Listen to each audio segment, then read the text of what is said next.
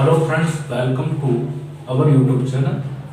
आज हम भारत की नदियों के बारे में बात करेंगे और भारत की नदियों का ये चैप्टर बहुत ही महत्वपूर्ण इसलिए हो जाता है क्योंकि किसी भी एग्जाम्स में, यहाँ तक कि SSC, MP police, Delhi police, किसी भी प्रकार का स्टेट एग्जाम हो, सेंट्रल एग्जाम हो, सभी एग्जाम्स में यहाँ से प्रश्न बनने की संभावना हमेशा रहती है।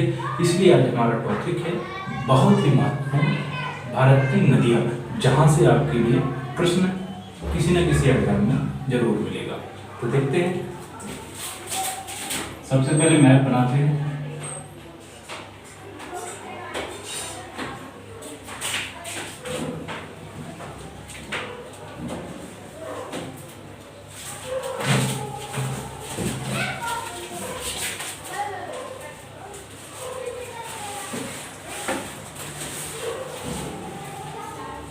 इस प्रकार से मैप बनाएंगे पहले,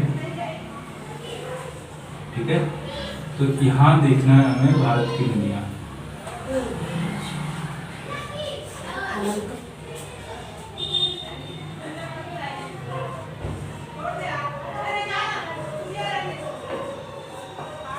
इंडियन रिवर, ओके।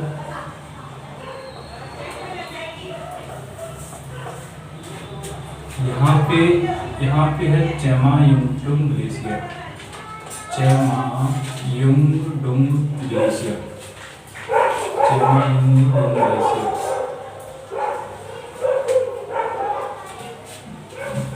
यहाँ से तीन नदियाँ निकलती हैं। एक नदी जाती है उत्तर पश्चिम की ओर जाती है, इसका नाम है सिंधु नदी। और एक नदी यहाँ से राजस्थान से होकर गुजरती है, जिसका नाम है सतलुज नदी। और एक नदी यहाँ से निकलती है, वो भी मानसरोवर से निकलती है, उसका नाम है ब्रह्मपुत्र नदी, ठीक है। तो ये सिंधु नदी है, सिंधु नदी, ये सतलुज नदी है,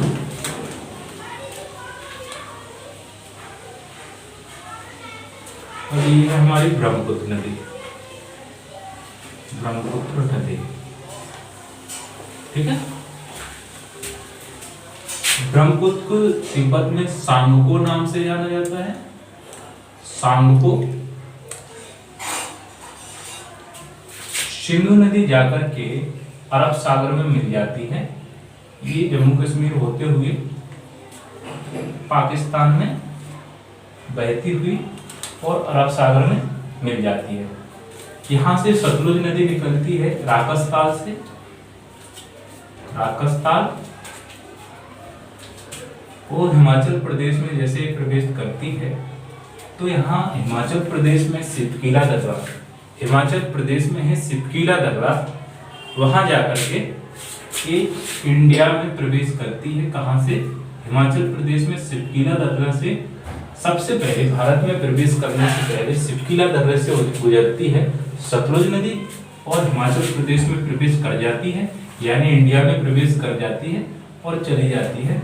और इस प्रकार से जाती हुई पाकिस्तान में ये किससे मिल जाती है? सिंधु नदी से मिल जाती है। ब्रह्मपुत्र नदी मानसरोवर से निकलती है, जिसे तिब्बत में सांगपो नाम से जाना जाता है, ठीक है। और अरुणाचल प्रदेश में यू आकार बनाते हुए ये अरुणाचल प्रदेश में प्रवेश कर जाती है और असम होते हुए ये बंगाल की खाड़ी में मिल जाती है। तो ब्रह्मपुत्र नदी की सबसे बड़ी विशेषता ये है कि यह दुनिया का सबसे बड़ा नदी द्वीप बनाती है, जिसका नाम है मांजुली द्वीप। दुनिया का सबसे बड़ा नदी द्वीप बनाती है, जिसका नाम है मांजुली द्वीप। ये असम में बनाती है। कौन सी नदी बनाती है? मांजुली द्वीप। मांजुली द्वीप का निर्माण करती है ब्रह्मपुत्र नदी। कहाँ पे? असम में। ये दुनिया का सबसे बड़ा नदी द्वीप है। यहाँ से प्रश्न बनता है, दुनिया का सबसे बड़ा दुनिया का सबसे बड़ा नदी द्वीप कौन सा है? मांजुली द्वीप। ओके, तो कौन सी नदी बनाती है? दुनिया का सबसे बड़ा नदी द्वीप जो बनाती है उसका नाम है मांजुली द्वीप। और सिंधु नदी कौन से कहां से निकलती है?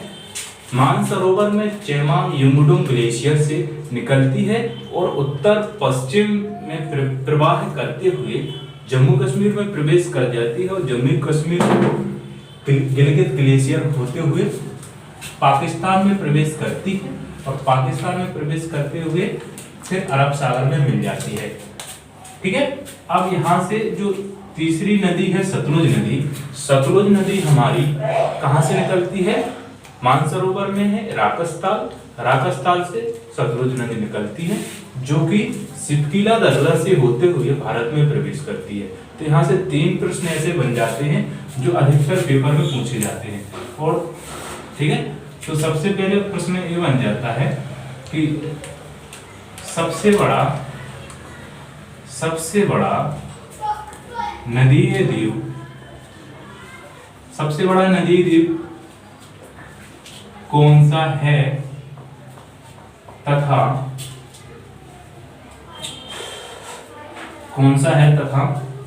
कौन सी नदी बनाती है?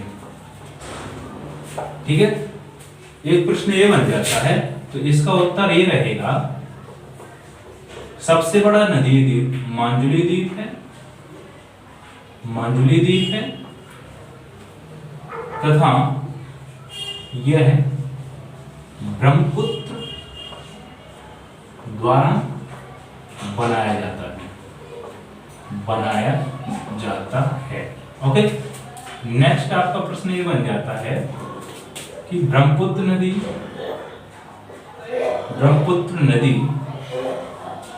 कहां से निकलती है?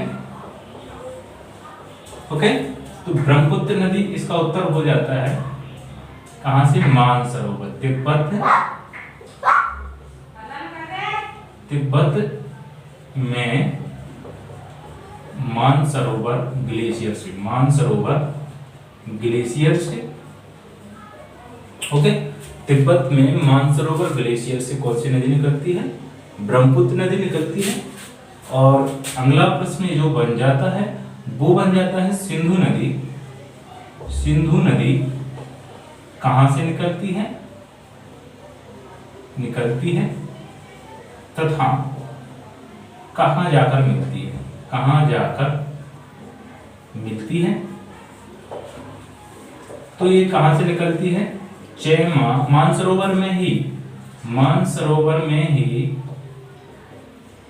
मानसरोवर में ही चेमा युंगडुंग ग्लेशियर है जहां से सिंधु नदी निकलती है, उत्तर पश्चिम प्रवाह के साथ जम्मू कश्मीर में प्रवेश करती है और जम्मू कश्मीर होते हुए पाकिस्तान में मिल जाती है। पाकिस्तान से धीरे धीरे जाते जाते पाकिस्तान भारत के बॉर्डर के होते हुए वो कहाँ मिल जाती है? अरब सागर में मिल जाती है। तो इस प्रकार से सिंधु नदी का हो जाता है, कहाँ मिलती है? अरब सागर में मिलती है। अब इसका तीसरा लास्ट यानी चौथा प्रश्न इसका बनेगा कि सतलुज नदी कहाँ से निकलती है और भारत में सबसे पहले किस ऐसी जगह पे मिलती है जो ज्यादा फेमस है? कौन सी ऐसी जगह पे मिलती है जो ज्यादा फेमस है? तो सतलुज नदी जो निकलती है मानसरोवर से ही निकलती है, लेकिन मानसरोवर में एक ऐसा ग्लेशियर है जिसका नाम है राकसताल या राक्षसताल। इसका नाम राकसताल या राक्षसताल क्यों पड़ा?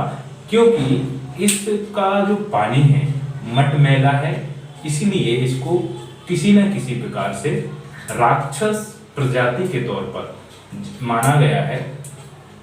जबकि मानसरोवर जो हमारा ग्लेशियर उसका जल है जो वो बिल्कुल प्योर है, सफेद है, जबकि इसका जल है वो मटमैला है यानी काला है, धुंधला है, इसलिए इसको राकसताल जहां तक है इसीलिए बोला जाता है। तो यहाँ से सतलुज नदी निकलती है और सतलुज नदी जैसे ही निकलती है राकसताल से, तो हमारे भारत में प्रवेश करने से पहले इस सिपकीला दर्रा है हिमाचल प्रदेश में, जहां से होकर गुजरती है और इसकी एंट्री जो होती है सिपकीला दर्रे से ही होती है।